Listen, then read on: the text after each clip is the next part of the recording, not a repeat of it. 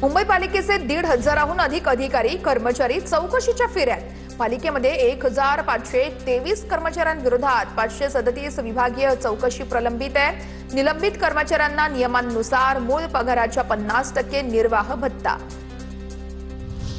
म्हाडाच्या कोकण मंडळाकडून ठाणे, नवी मुंबई, कल्याण, डोंबिवली आणि वसई विरार परिसरातील 8,000 घरांसाठी सोडतीची तयारी सुरू। ऑगस्ट अखेरीस जाहिरात आणि अर्ज प्रक्रिया सुरू होण्याची शक्यता आहे। मुंबईतील सर्व झोपडपट्टी पुनर्विकास योजनांची एसआयटी मार्फत चौकशी करा। भाजप आमदार योगेश सागर यांची विधानसभेत मागणी आहे। योजनांमध्ये बनावट लाभार्थी घुसवले जात असल्याचा त्यांचा आरोप आहे। अंतर्गत रिंग रोडसाठी 55 कोटी निधीची तरतूद आहे। 65 मीटर रुंदीच्या मार्गावरती होणार 17 पूल आणि 12 किलोमीटरचे बोगदे। प्रत्यक्ष काम आणि प्राथमिक भूसंपादनासाठी 55 कोटी रुपयांची भांडवली तरतूद।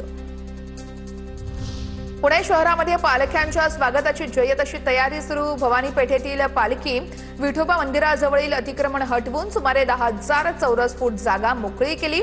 तात्पुरता मंडप उभारणीचं काम वेगानं सुरू आहे। अंतर्गत रिंग रोडसाठी 55 कोटी निधीची तरतूद। 65 मीटर रुंदीच्या मार्गावरती होणार 17 पूल आणि 12 किलोमीटरचे बोगदे। प्रत्यक्ष काम आणि प्राथमिक भूसंपादनासाठी 55 कोटी रुपयांची भांडवली तरतूद। पुरंदर विमानतळाच्या भूसंपादनाच्या विरोधात शेतकरी न्यायालयात। पुरंदर विमानतळासाठी 40 हेक्टर जमिनीची संमती रखडली। 1,175 हेक्टर जमिनीपैकी 1,010 हेक्टर जमिनी जिल्हा प्रशासनाच्या ताब्यात आहेत।